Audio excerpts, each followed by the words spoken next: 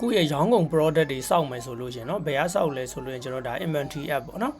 ပြီးတော့မှ product ထဲမှာကျွန်တော်ဒီမှာ product ဒီမှာဆိုတော့ကျွန်တော်ပုံမှန်ဆိုစောက်ပြီးသားပေါ့ဒါပေါ့เนาะဒီကောင်တွေကတော့စောက်ပြီးသားထားပါတော့ HSD name လေးပေးလိုက်မယ်ပြီးတော့မှကျွန်တော်က ghost သူဒီ ghost ကုန်စီလဲထွက်တယ်ပေါ့เนาะပြီးတော့ဒီ trust inventory ကိုအမှန်ချက်ထားရင်ကျွန်တော်ကဒါဘယ်လိုပုံစံလို့လဲဆိုတော့ဒီ ground stock ကောက်မယ်ပေါ့เนาะကုန်လက်ကြံသိဖို့လိုတယ်ပြီးမှကျွန်တော်ဒီ petrol ဆိုတဲ့ဟာအမှန်ချက်ထားလိုက်တယ်ပေါ့เนาะဒါမှကျွန်တော်ကဒီ POS ဒီ petrol ထဲမှာဒီ product ကတက်လာမှာဒီလိုပုံစံထွက်လိုက်မယ်เนาะပြီးတော့မှကျွန်တော်ဒါ liter เนาะ allied liter ဆိုတဲ့ဟာလေးထည့်မယ်ပြီးတော့မှ category ကို HSD ဆိုတာလေးထည့်လိုက်ထည့်ပြီးတော့ကျွန်တော်ဒါ save လိုက်တယ်ဆိုရင် create ဒီ product တစ်ခုတည်ဆောက်လုပ်ပြီးလိမ့်မယ်ပေါ့เนาะဒီပုံမှန်ဆိုတော့ဒီ cost တွေကဒါကျွန်တော်ဒါ purchase အဝယ်စင်းသွင်းလိုက်ရင်ဒါ auto တက်လာမယ်ပေါ့เนาะ auto တက်လာလိမ့်မယ်အဲ့လိုပဲကျွန်တော် engine wine တွေထားပါတော့ကျွန်တော်တို့ဒီလိုပဲ engine wine ကျတော့သူက petrol ဆိုတဲ့ဟာအမှန်မချက်တော့ဘူးเนาะဒီလိုပုံစံထွက်လိမ့်မယ်အဲ့တော့ကျွန်တော်ကထားပါတော့ ESD test တစ်ခုတည်ဆောက်လိုက်တယ်เนาะ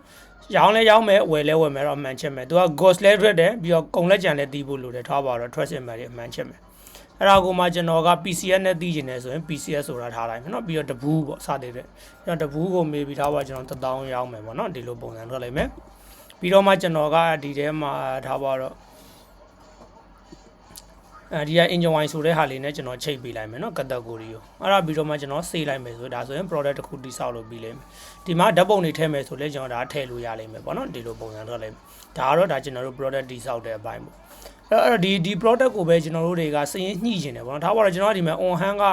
0ပဲရှိရဒါပေမဲ့ on hand 10ခုရှိရလို့ကျွန်တော်စရင်ညှိကျင်တယ်ပဲဆိုပါတော့เนาะညှိကျင်တယ်ဆိုဘယ်ရသွားမှလဲဆိုတော့ operation က physical inventory เนาะ operation က physical inventory ပြီးတော့ကျွန်တော် new ခေါ်လိုက်မယ်ပြီးတော့မှကျွန်တော်ခုနကဒီ test ဆိုတဲ့ကျွန်တော်မှာ10ခုရှိရဆိုတော့ကျွန်တော် counter quantity မှာ10ရိုက်လိုက်မယ်เนาะ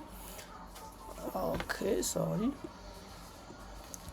counter quantity မှာ10ရိုက်လိုက်မယ်เนาะ10ရိုက်ပြီးတော့မှကျွန်တော် apply ဆိုတာလည်းနှိပ်လိုက်မယ်ဒီမှာ decimal 8လုံးထိပါတာမို့လို့အဲ့ဒါလေးတော့သတိထားပါเนาะကျွန်တော် decimal က8လုံးထိပါတာမို့လို့အဲ့ဒါကိုသတိထားမယ်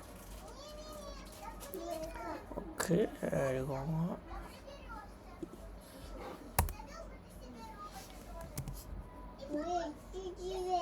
okay apply နှိပ်လိုက်မယ်ဒါဆိုကျွန်တော်ဒီမှာ10ခုဝင်လာလိမ့်မယ်เนาะဒါဒီလိုပုံစံဒါကတော့ဒါစင်းညှိတဲ့ကဏ္ဍတွေပေါ့ inventory တို့ကျွန်တော်အဲ့လိုပုံစံနဲ့ကျွန်တော်တို့ create လုပ်လို့ရတယ်เนาะ product တွေကို